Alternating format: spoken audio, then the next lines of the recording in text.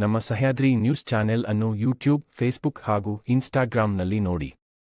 Subscribe, like ಮತ್ತು share ಮಾಡಿ ಪ್ರೋತ್ಸಾಹಿಸಿ. ನಮ್ಮ ನಾಯಕರೇ ಯಡಿಯೂರಪ್ಪನವರು, ಬೊಮ್ಮಾಯಿ, ಇನ್ನೂ ಹೆಸರು ಹೇಳ ಬೇರೆ. ನಾನೇನು ಯಾರ್ದು ಮುಲಾಜಿಲ್ಲ. ಹಿಂದೆ ಮುಂದೆ ಹಾಗೆ ನೀವು ಸ್ವಲ್ಪ ಒಳ್ಳೆ ಪದ ಪಡ್ತೀರಿ. ಅನ್ಯಾಯ, ಮೋಸ, ದ್ರೋಹ, ಇನ್ನೇನು ಹೇಳ್ತೀರಿ ಎಲ್ಲ ಹೇಳಿ. ನಾನು ಅದಕ್ಕೋಸ್ಕರ ಹೇಳಿದೆ, ರಾಜಕಾರಣ ಇರೋದು ಸ್ವಜನ ಪಕ್ಷಪಾತಕ್ಕಲ್ಲ,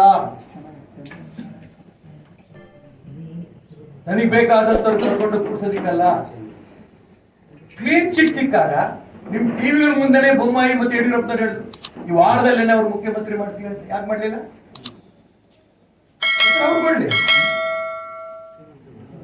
ನಾನು ಅದಕ್ಕೋಸ್ಕರ ಹೇಳ್ತೀನಿ, ಮಂತ್ರಿ ಆಗ್ಬೇಕು ಅನ್ನೋ ಒಂದೇ ಉದ್ದೇಶಕ್ಕೆ ನಾನು ರಾಜಕಾರಣದಲ್ಲಿಲ್ಲ. ಈ ನಿಮಿಷದ ತನಕನೂ ಕೂಡ ಒಂದೇ ಒಂದು ಭ್ರಷ್ಟಾಚಾರದ ಆರೋಪ ನನ್ನ ಮೇಲಿಲ್ಲ. ಯಡಿಯೂರಪ್ಪನವ್ರಂಗೆ, ಡಿ ಕೆ ಶಿವಕುಮಾರ್ ಹಂಗೆ ಒಂದೇ ಒಂದೇ ಜೈಲಿಗೆ ಹೋಗಿ ಬಂದಿಲ್ಲ.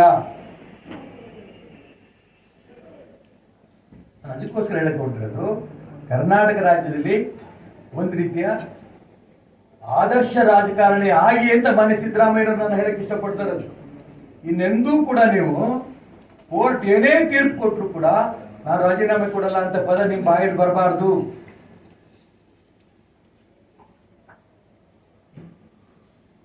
ಪ್ರಬಲಾಕಾಂಕ್ಷಿಗಳ ಬಗ್ಗೆ ನಾನು ಹೇಳಕ್ ಇಷ್ಟಪಡಲ್ಲ. ಅವರವ್ರ ಖುಷಿ.